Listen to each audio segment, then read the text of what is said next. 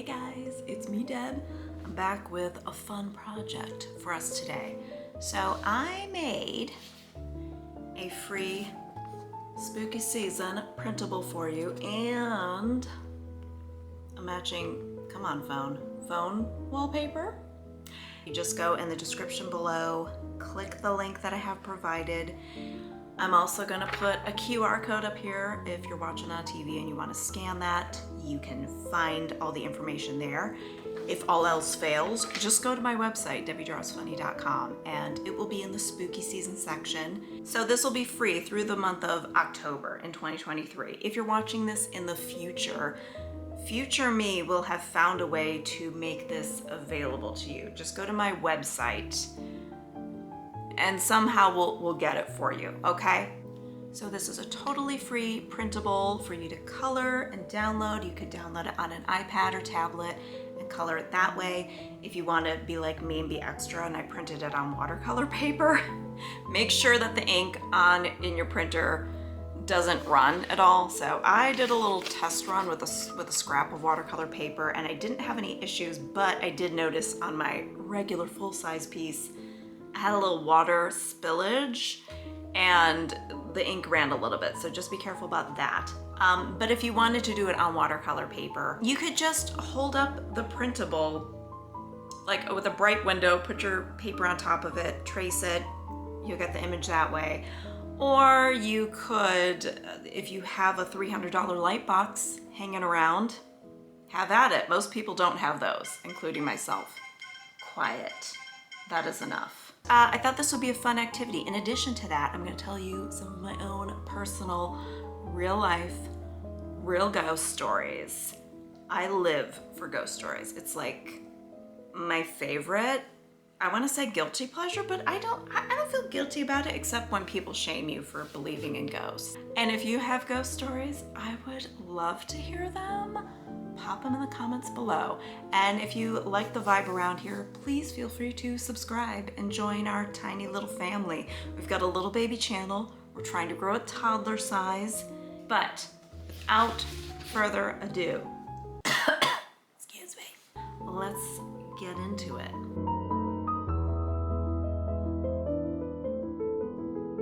Okay, so I thought a lot about which stories to share with you today, but I thought it might be best to start off with one of my like origin stories of believing in ghosts, because I just really didn't believe in ghosts growing up.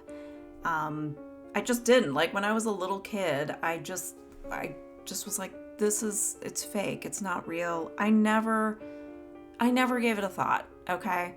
And it wasn't until I was in college that I really was like, okay, my world has been shooketh from its core, and there's something else going on out here, besides maybe what we see on our level, in this dimension, whatever you want to call it.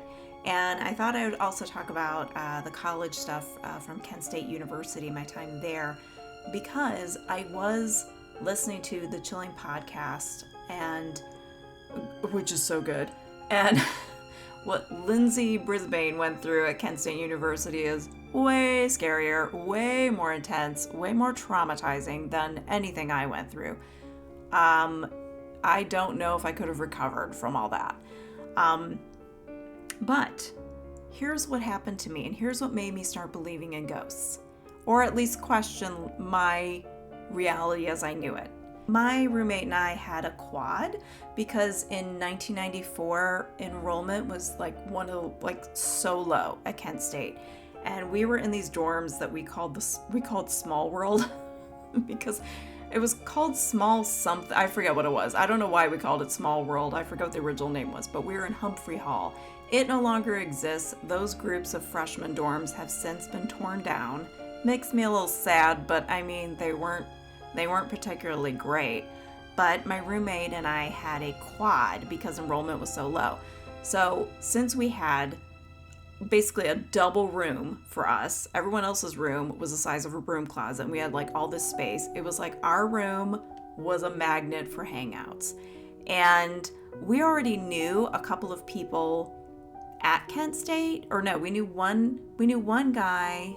My roommate and I went to high school together, and then the people we got to know on our floor, like, we all got to talking and hanging out. I don't know how ghost stories came up, but my friend Larissa, she was just kind of like, dude, I don't like ghost stuff. I dealt with it as a kid.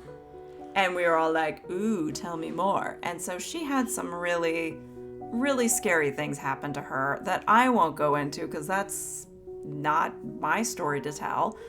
But for some reason we all thought, hey, let's bring a Ouija board up into this room. My mom had an old Ouija board that she used to play with her friends at sleepovers and yada, yada, yada. You know, the thing that all of us stupid young girls do. We're like, let's get the Ouija board out at the sleepover. It's not to be messed with. Don't mess with it. I have a little collection of Ouija boards, but yet they're not to be trifled with, okay? That being said, we didn't know better and we did not do better. So I had my mom's old Ouija board. I brought it into our dorm room. We all started playing it. There was like a weird addiction that happened where we like wanted to play it all the time. Play it, I say in quotations. We were just sucked in. My friend Larissa had said, like, my mom had asked who she was going to marry, and it told her 2 Daves. It was something like that. 2 Daves. Lo and behold, later on, she married a guy named Dave. She divorced him and married another guy named Dave. So, what? For funsies, I'm like, who am I going to marry? And I had a boyfriend at the time that I really didn't think I was going to marry, but, it was like, it'd be a surprise if that happened, if it answered that. But it answered, it's spelled JOHNTURC. And then I had also asked when I was going to get married, what year, and it said 1999. But I didn't realize until I'd been married for a year or two that the Ouija board I just remember going, I don't know any John Turk something. Like, it kept spelling out letters. I'm like, I don't even know a guy named John. There was like no one in our friend group named John. And I remember thinking like, I'm not going to marry any John Turkey guy. I don't know him. And I got married in 1999. And I didn't meet my husband until 1997. When we were playing Ouija, it was 1994, 95. And our last name is Turcio, Tercio. So, it's very scary. And I didn't think of it until we'd been married for like a year or two. I was like, holy crap. The Ouija board told me who I was going to marry and what year. Pretty freaky. I had also asked what I was going to be doing for a living, and it spelled out teacher. In the early 2000s, I was a preschool teacher. That same school year, my friend Larissa had invited me to hang out with her family, and they lived in southern Ohio near outside of Dayton. It's this little town called Beaver Creek. Shout out to Beaver Creek. And she had said her parents' house was haunted as hell, and when she stayed there, she did not stay in her room alone. She would insist on sleeping with her little sister or something. She was like, that place freaks me out. And she'd had experiences there, and it was an old farmhouse. I remember it was big, beautiful old house, and on this big stretch of land, and their neighbors were miles away. So talk about kind of a spooky rural area, but beautiful in the daytime, scary at night. So she had told me that basically what would happen is you would smell the perfume of whoever was there. Supposedly they had heard the piano play a bunch of times. I guess they would hear people walking around talking. And I guess a little girl would be seen sometimes, a woman, so assuming it was a mother-daughter situation. A mother-daughter ghost situation. So, we were staying there, and we were actually kind of babysitting her younger siblings. And because her mom and stepdad were going away for the night. I think it was like their anniversary or something. So they were like, we're getting a hotel room and we're going to stay there. And we were the big college girls that were going to babysit, you know, like the 12 and 13-year-old siblings. I don't remember how old they were, but they were like young enough that they probably shouldn't be left on their own. So we actually took it upon ourselves to stay in the master bedroom so we could sleep in like the nicest, biggest bed. And that night, I had the worst night's sleep of my entire life. I think I don't know if I was just nervous because of all the stories I'd heard, but I slept terribly. I woke up during the night. This is the only time that I remember ever having sleep paralysis because it really freaked me out. I woke up, couldn't move, and I swore that there was a mirror like across from me. It was like one of those old antique kind of like standing mirrors, and I swore that my friend Larissa was standing in it, but she was like inside the mirror. So it was like her reflection was just in the mirror pointing and laughing at me, but her laugh was silent and I knew it wasn't her. It was very terrifying. And I remember that I was kind of awake, but kind of not. And I was trying so hard to move my left arm and left leg to like kick Larissa because she was in the bed with me. And like, I was trying so hard to move because I was freaking out. And I just couldn't move. I don't remember too much after that, but it was very scary. And I don't remember what else happened within that sleep paralysis state. But I do remember I snapped out of it because I heard her little sister crying. I was just kind of like, okay, like I'll just go back to sleep because I don't know, maybe her sister had a bad dream or she's just like having a rough day and her mom's comforting her and just like being like, it's all right, it'll be fine, just go back to bed. But it just kind of sounded like, there, it's okay. And I remember it hit me.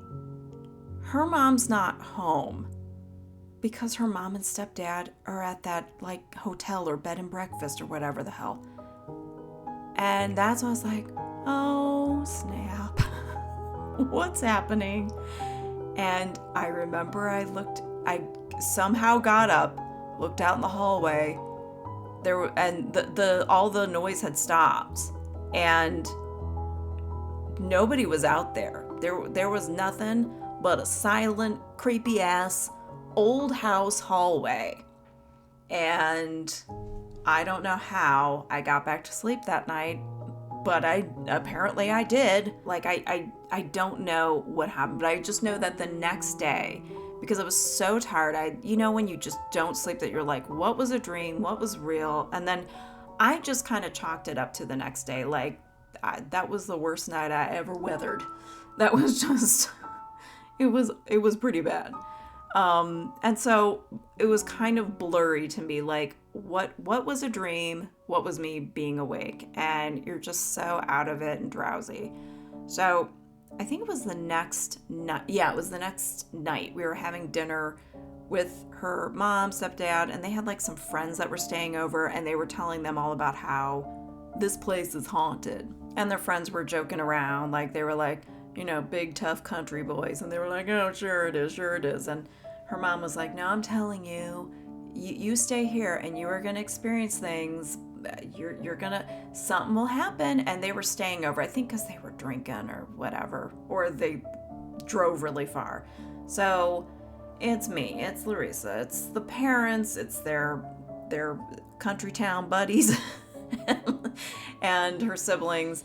And that night we slept in, and then at that dinner, here's what confirmed it. How could I skip over this part?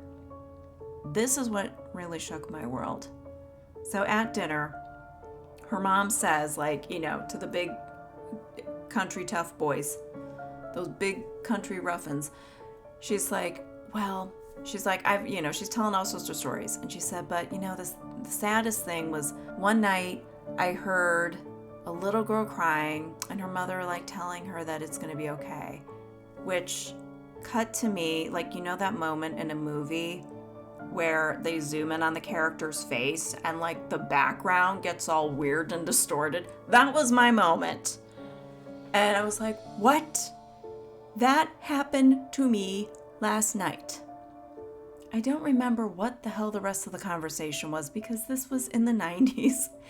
And a lot has happened in my life since then. So there are certain memories that are a little fuzzy, but I remember that because I remember that just really, that was it for me.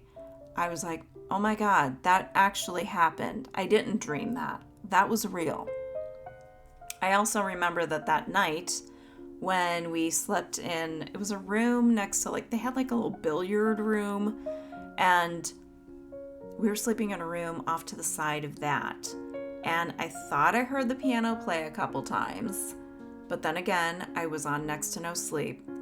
But I woke up because it sounded like someone had taken one of the pool cues and was like, boom, boom, boom, bang. I felt the vibrations through the floor. Now, was that one of the country ruffins? The country ruffins, is that even... Was that one of the tough country boys doing that?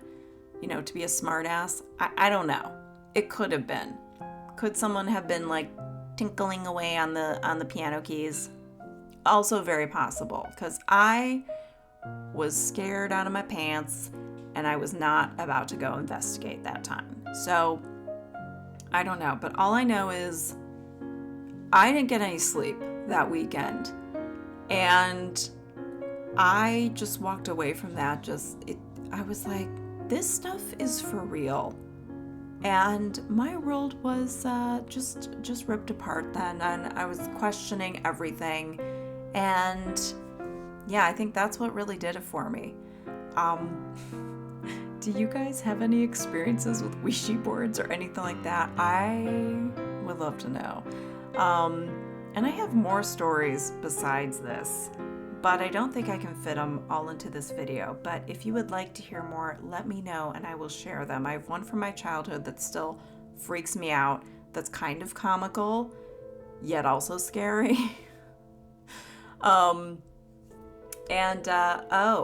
I also want to challenge, if Tara Hartman is watching this, she owes the world her ghost stories, because she keeps hinting on her channel about having house ghosts, like just real casual, like, is it the house ghost today? I don't know. Something pulled my hair. Was it my house ghost? I'm like, girl, you better tell us about your goddamn ghosts before I lose my mind. So if you happen to see this, Tara, it's your turn. You need to tell us about your ghosts. Stop teasing us. Stop being a ghost story tease, okay? It's not cool anymore. It's not cute. Let's get on with it. But yeah, I hope you enjoy this. If you do, color in a page digitally, colored pencils, crayons, paint, whatever you do. I would so love to see it. So please tag me on all the socials.